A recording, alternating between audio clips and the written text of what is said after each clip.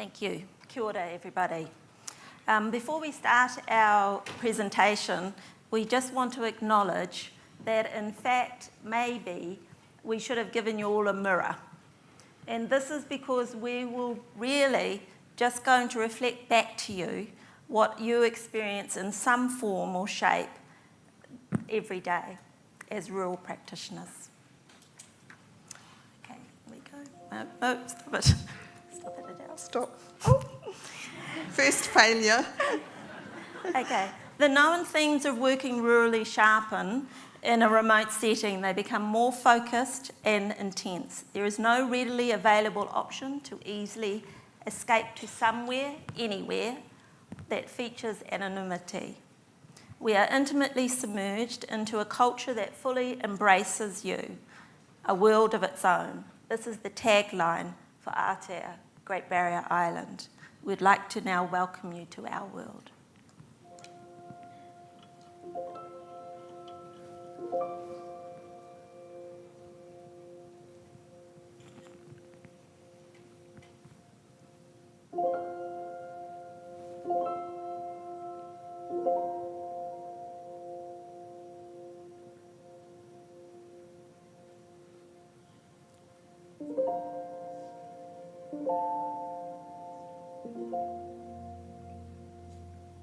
I really love Aotea, Great Barrier Island. I love living here.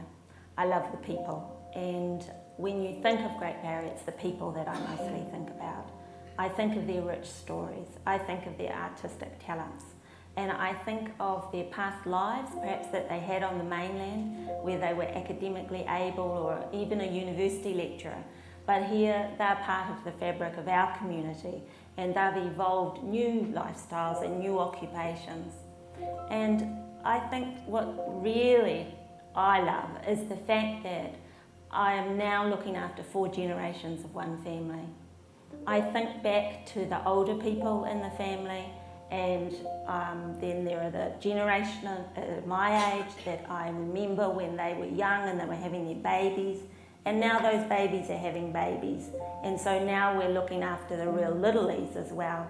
And I think that continuity really embraces my Māoriness, in that I see the love of whānau and the love of that whole family thing that I can be part of, and I can really care for other people in a richer way perhaps than I would in a community where I didn't have that depth of knowledge.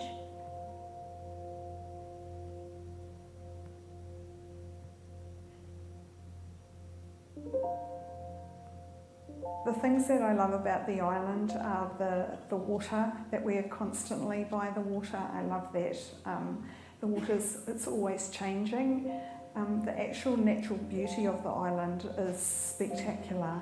And even though we've been here for 30 years, your breath gets taken away in situations. It might just be the way that the light's falling through the trees as you're driving along the road, or it might be that a vista opens up before you and it looks slightly different in some way. Those sorts of things are amazing.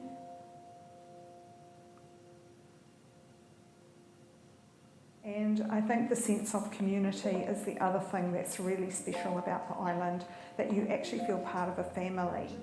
And it can be, at times it can be a bit fractious, but in times of crisis, it's like all families, they draw together, and the community's extremely good at doing that. Getting ready, Adele.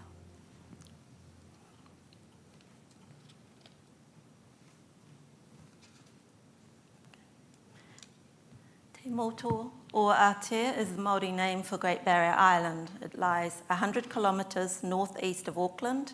Its isolation can either attract you or deflect you. People, in fact, the word isolation is derived from the Latin word for island. To reach Aotea, it takes 35 minutes by air and just under 5 hours by ferry.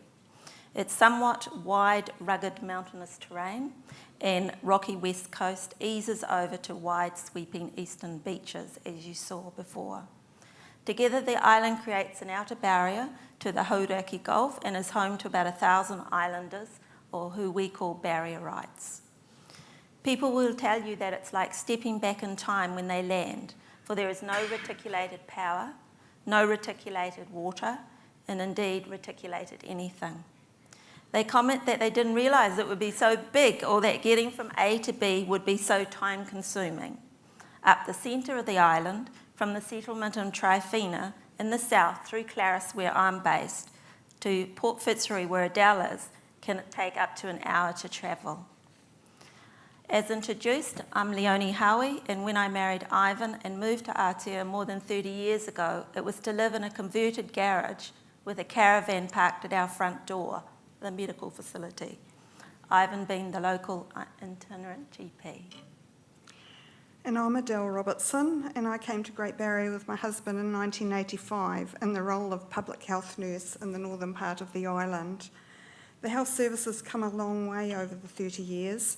These days, Ivan, although recently retired from clinical work, Leonie and I manage Aotea Health, a team of 10, and are contracted to provide all primary health care on the island, from cradle to grave, in fact, from midwifery to fulfilling the undertaker role. In 2016, we were asked to write a book about our lives by the publisher Allen and Unwin. Leonie thought this was a terrible idea, but I embraced it. It just got me at the right time. When I first came to the island, one of the things that resonated with me was the way that the previous nurses were remembered by the people that they cared for. In fact, one family even remembered the name of the horse that the nurse rode. I had in mind over the years that I would like to document these stories, but work interfered, and now Leonie and I found ourselves in the position of becoming old nurses. We've worked together and supported each other for over 30 years, so there was no way that I was going to write a book without her. Indeed, the island community would have found that very strange. So after talking her around, we actually became excited about the opportunity to showcase rural, the place, the people, and nursing. In particular, we wanted to portray the rich tapestry of barrier rights rather than the characterisation that over the years the media has created when referring to the island and its people, a bunch of misfits and weirdos living in a marijuana haze. In fact, sometimes I worried that they'd go, oh, here comes that hippie midwife, smoking midwife from Great Barrier. Anyway, we wanted to showcase the islanders' experiences of struggle, of sorrow, of celebration, revealing their self-reliance, their resilience, and their shared sense of community. Then, as rural health professionals, we knew that outside of our academic research, little is known by the general populace, let alone within our own urban colleagues, about what is different about working in a rural environment and its impact on rural doctors and nurses, like what do we do all day? Sometimes historical semantics gets in the way of reality. Dr. Finley's casebook, for example, or nurses in starched, uncreased uniforms, even though that's what we put on the cover of the book. Distributing healthcare to the needy. This is not our everyday reality, and we would guess it's not yours either. I once asked different people in the community what they thought nurses did, and without fail, their eyes would light up as you could see them think, oh, they knew the answer to that. And then there'd be like a look of confusion as they thought it through and realised that my role as they saw it did not fit with the stereotype that was in their mind. So the second reason for writing Island Nurses was to increase insight into what working rurally as nurses and doctors is all about.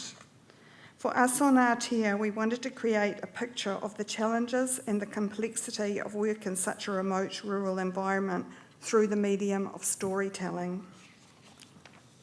As many of you will already know, the telling of stories, or narrative inquiry, to use a qualitative research term, is a powerful medium to retrieve memories of life experiences and uncover relevant themes. It's a tool which is used to analyse meaning and transfer knowledge. It captures the emotion of the moment that's being described, and it enables the listener or the reader or the researcher to make sense of the past, to understand the why behind human action. We now want to look at our book and look at the 4 broad rural themes that the rural stories reveal. But before we move on to read your stories, we want you to be assured that everybody that was involved in the book gave their legal permission. And in fact, when we explained that we'd not use their names, they were pissed off and insisted that their names be attached. So our first main theme is that of rural teamwork, or as we've called it, part of the fabric. The Great Barrier community, born of its geographical situation, possesses a history of teamwork based on necessity, a willingness for cooperation, communication and coordination, which, as Jean Ross would tell us, are the hallmarks of collaboration. When in times of need the community comes together, and while it's a patchwork rather than a smooth, seamless whole, the Barrier community is still a rich piece, stitched together by the shared fact of isolation. The health team obviously are all generalists with a broad scope, but so are the firemen, the police and the locals. We all have to know a little about a lot. Then when an emergency occurs outside your skill base, links to a wider team forms, the off-island, that of the collaborating off-island experts. That is if you can find cell reception and a phone working. So I'm going to read Richard's story in a chapter titled No Man or Woman is an Island. And this talks about the risks of living off the grid. I need to explain that we don't have reticulated power, as I said, on the island. So the islanders need to be self-reliant, and this exposes them to all sorts of risks that people on the mainland will never encounter. Wind turbines that need servicing up ladders, and roofs that need to be climbed regularly so that the solar panels can be cleaned. People have to walk stream beds, yet again collecting parts of the water turbine after a flood has demolished their micro-hydro scheme. Or they have to shimmy past a chugging generator in a dark, shadowy shed. Richard's story.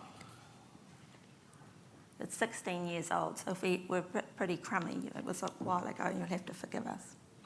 Leonie takes a call. She quickly alerts Ivan and Peter and the police, who at that time was our ambulance. It's Richard, she says, naming a man whose property is at the extreme southern end of Aotea. He has sustained a leg injury. Sounds very serious. He told Patty that he completely severed his foot on the flywheel of his generator. Really, says Ivan, surely not. He's a mechanic, been around machines all his life.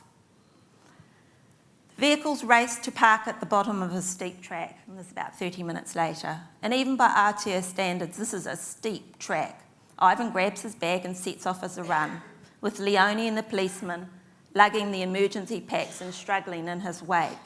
It always interests me how the nurses get to do that job. It is early evening by now and dark under the trees. They slip and stumble up the extremely muddy, vertical track. The policeman leads the way, but now and again he loses his footing and slips backwards, sometimes even past Leonie. He's muttering about his footwear. He's not broken in the tread on his new police boots, he says. Leonie's not too upset, actually. The halts give her a chance to suck in a breath or two. Her footwear is sturdy. She is wearing her brand new Birkenstock sandals. They finally reach the scene. Richard is sprawled outside the little shed that houses the generator at a moderate distance from the house. Ivan is kneeling beside him, assessing the scene and surveying Richard's injuries by torchlight. Leonie lowers her own torch to increase the visibility. It shines on Richard's lower leg. She can see that the foot is completely disarticulated at the ankle. She closes her eyes momentarily. It appears to be merely hanging on by an inch-wide skin tag to the rest of her leg. Now, these are the gory details for those who want to hear them. The rest can stick their fingers in their ears. The distal or bottom half of the tibia is protruding through the stump, denuded of all but shreds of muscle and cartilage.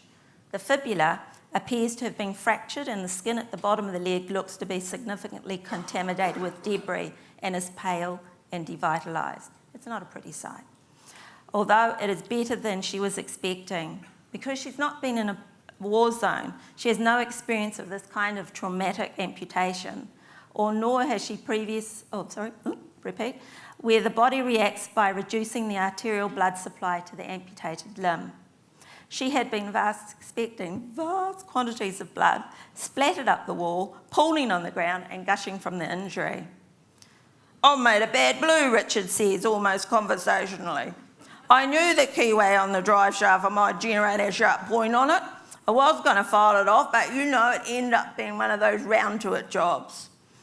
So I was in the shed trying to do something to the Jenny, and the keyway gets hold of the trackies I was wearing. First I know about it, I'm rotating through the air and crashing into the machineries. The trackies were gone." Yes, he didn't have many clothes on, by the way. "Oh, bugger," I thought. I tried to get up, but then I realised my foot was flapping around and I was standing on the bare knuckle of my ankle. Not good. So I hit the floor, dragged myself up on the door to yell to Patty, 100 metres away. The first she knew of it, the wife confirms, was that Richard yelled, "My foot's come off, you'd better call Ivan." Pete arrives, as my colleague, and that galvanises Leonie into action. Though Richard is stoic and his vital signs are stable, he needs medication to relieve the pain. He hadn't attempted anaesthetising himself with the alcohol, I must add. Ivan needs to insert a large bore angiocath into each of Richard's forearms. Peter is supporting the foot to keep patent any surviving blood vessels to try and maintain the viability of the foot until we can properly dress and splint the limb. "It's in," Ivan says, having inserted the first angiocath. Leonie connects it to the fluid bag and asks someone to stand to hold it high to increase the flow. She turns to pick up a syringe of analgesia, but this occasions an unfortunate movement of her foot. The fancy side buckle of her new Birkenstocks catches on the IV line and rips it out before Ivan can make it secure with tape. Precious saline hoses on the ground and Ivan looks at her impassively. "Leonie, pass me another 16-gauge angiocath," he says, and he even adds please. Leonie complies and she squats awkwardly with an apologetic look on her face. She remains where she is until the second angiocath is in place, secured, safe and sound. More people arrive. It's the volunteer firemen who are here to carry the stretcher. When Ivan judges him ready, Richard is lifted and carried carefully down the treacherous slope. Richard is 6'5.5" and is longer than the actual stretcher's capacity, and this concerns Ivan, who is supervising from the rear. It's dicey on the dark, steep track, and inevitably one of the stretcher bearers slips over. Richard lurches sideways, but the others hastily counterbalance to rescue the situation. Richard is safe. At the roadside, the sheer length of Richard creates problems. The stretcher cannot be clipped into its usual safety slots because a splintered foot would protrude from the rear door of the police vehicle.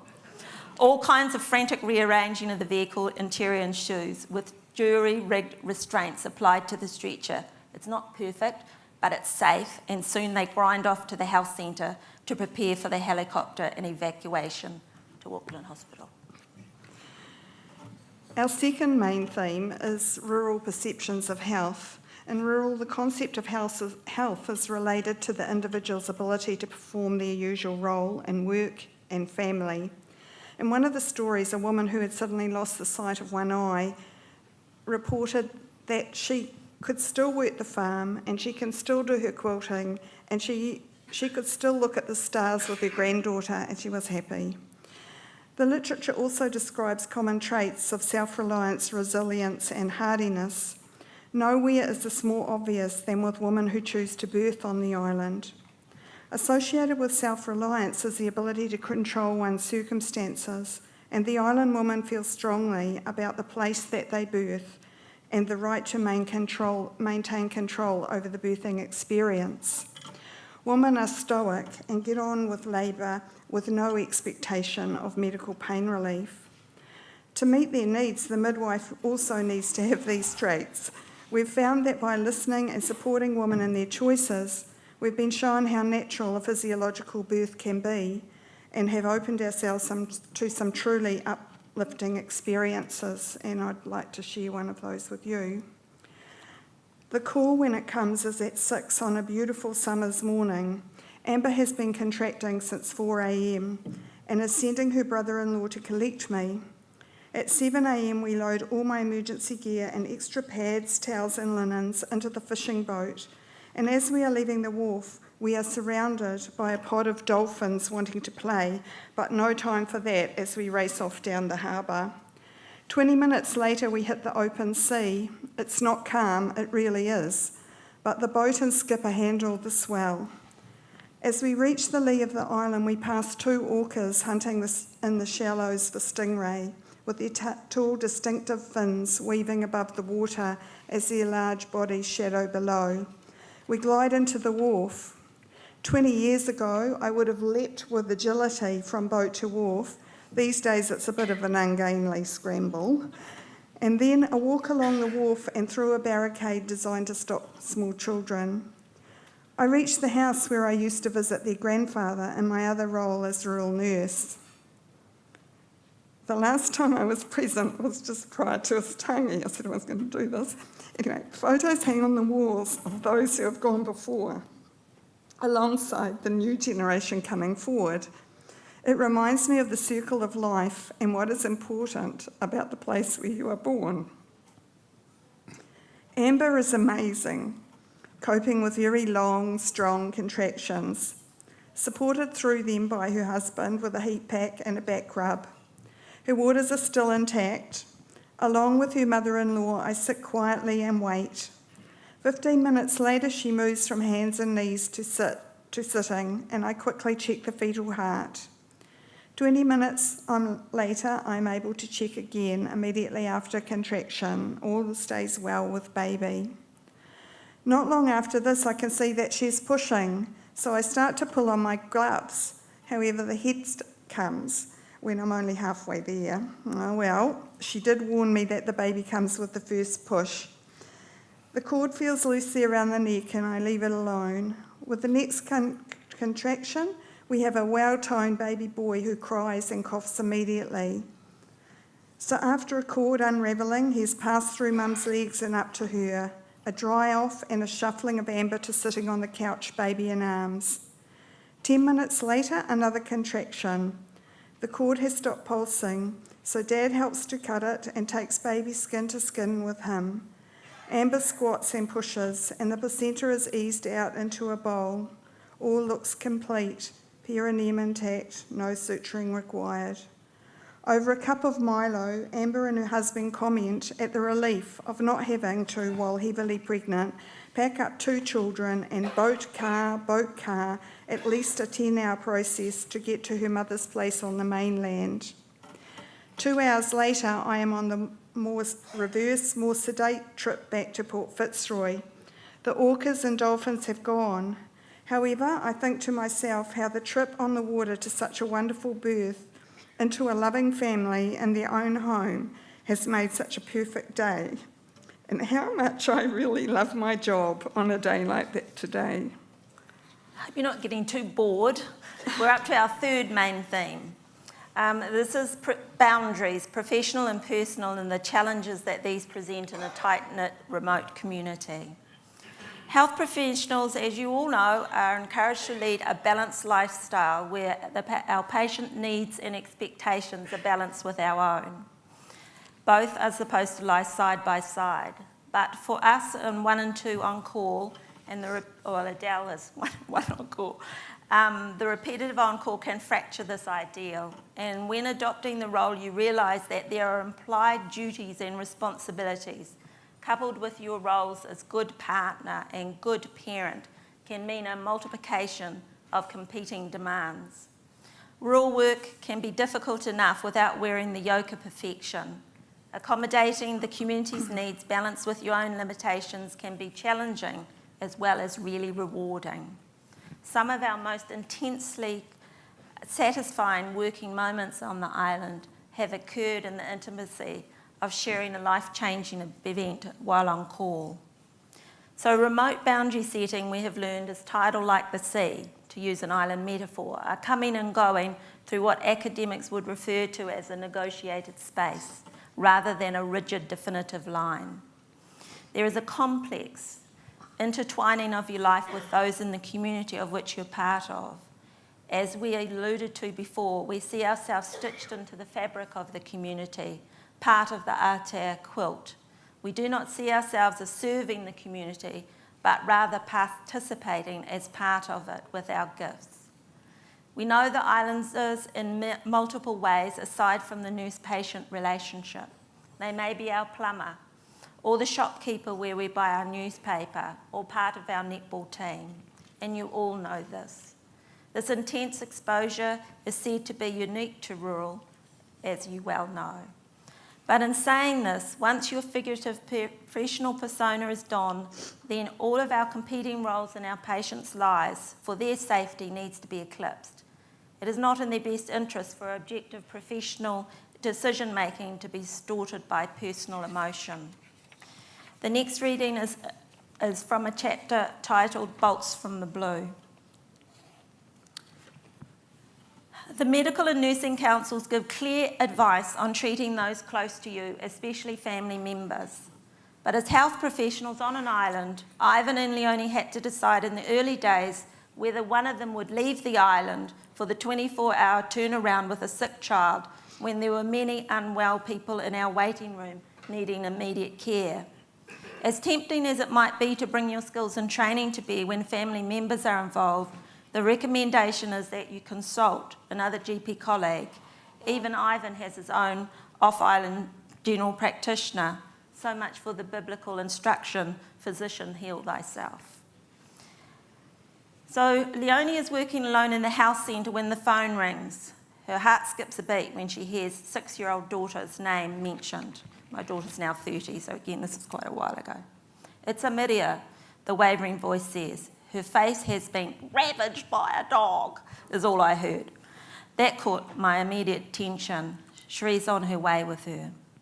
The image of her daughter's face, the smooth skin glowing with health, flashes before Leonie's mind's eye, but she banishes it. She takes what detail she can, hangs up, and takes a deep, steadying breath. She phones Ivan at the nurse's cottage, an hour away, where he is conducting the Port Fitzroy clinic. They talk briefly, and he's on his way, abruptly leaving the last patient to Adele. Then there is nothing to do but wait. For some reason, though Cherie lives on the beach not far from the health centre, Leonie, the wait seems interminable. A car finally arrives. Leonie is outside to meet her, and she gets her first look at Amiria's bloodied face. There is so much blood, it's initially difficult to determine the extent of her injuries.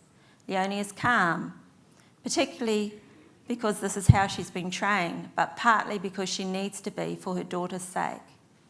As they go inside, she learns that a gaggle of children were eating a batch of Cherie's raisin buns fresh from the oven when a visiting dog ambled over for his share. Amiria was just taking a bite of a bun when the dog leapt at it. Most of the blood seems to be coming from the vicinity of Amiria's right eye. Leonie begins to clean it away with sterile gauze and discovers that there is thankfully only a small puncture wound in the white of her eye and a gash beside her eye, but it's bleeding freely. On superficial inspection, she believes it's not serious. She keeps the relief at arm's length, just as she had earlier controlled her fear, but she now finds it easier to perform the methodical tasks, cleaning the wound, directing Amiria to keep pressure on the wound while she herself assembles the equipment she will need to suture the gash and perform a more thorough inner eye examination, which I'm at. There is the sound of a vehicle arriving at speed. Leonie had forgotten about Ivan.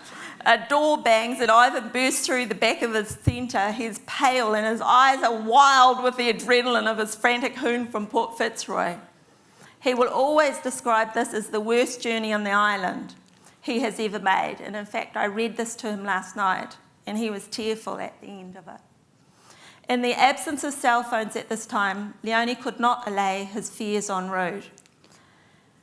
So Leonie goes to brief him, one health professional to another, but suddenly in the mum in her will no longer be denied, and she bursts into tears.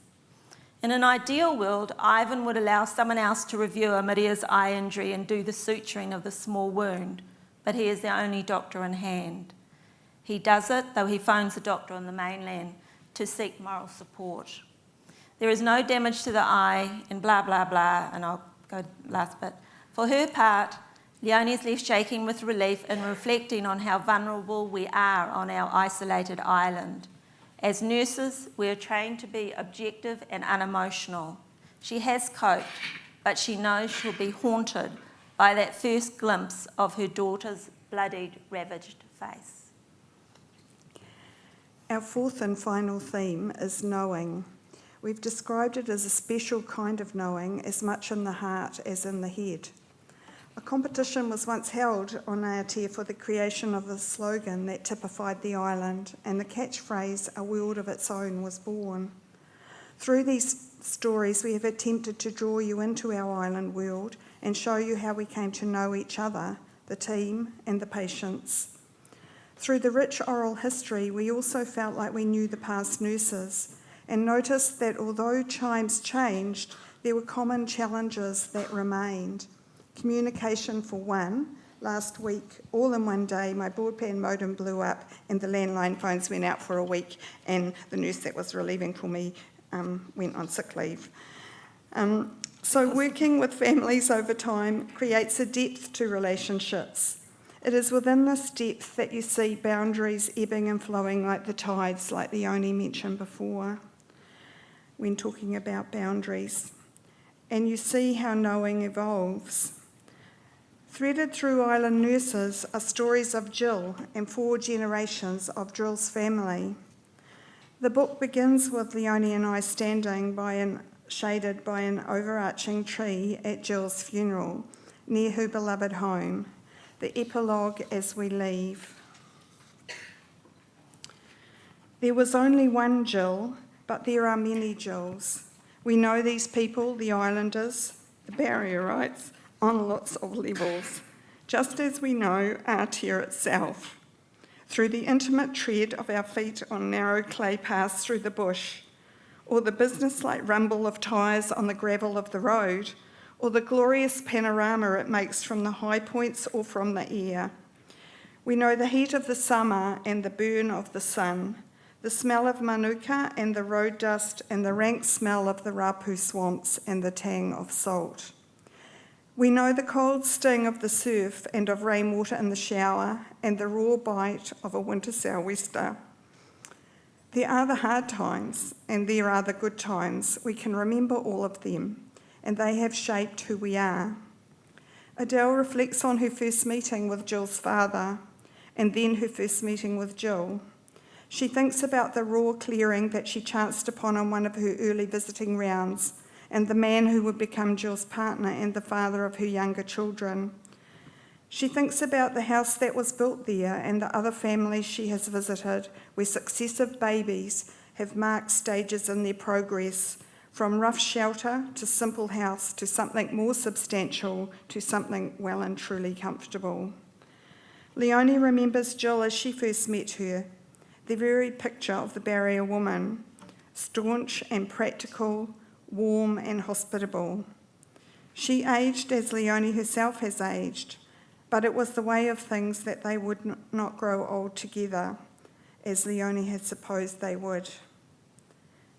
She feels her loss keenly, but she is also conscious of how lucky she is to have known Jill, to have shared her journey even to its bitter end, and to have known others in the same way. This is what it's like to be a nurse in a place like Aotea.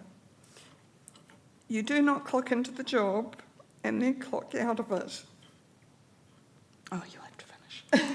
Leonie's going to finish. She hasn't got unresolved grief, it's okay, everyone.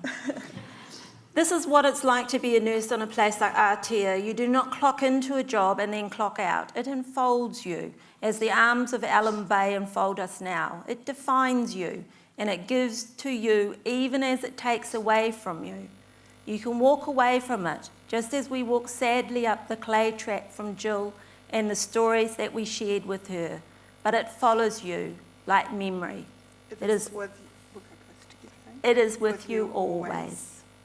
So just to wrap it up, nursing is the privilege of being able to share in the joys and sorrows in people's lives and making a difference. It is empowering people to make decisions about their health, birth and death, and supporting them in their choices. Nursing is about talking, teaching, touching, smiling, crying. Nursing is caring. Life is sacred. We'd like to conclude with Māoriho singing a whakatauki, Te tapu tautanga. Sorry, I'm getting Adele's problem now. This is special to Adele and I as it expresses the sacredness of man through the continuum of life.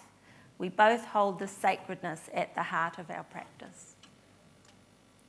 He tapu te tangata, aha kua koe, ko hunga hunga mai, auwe.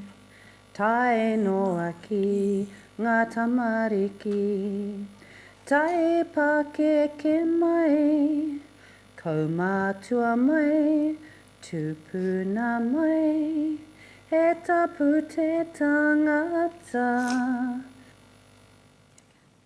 Thank you, everybody.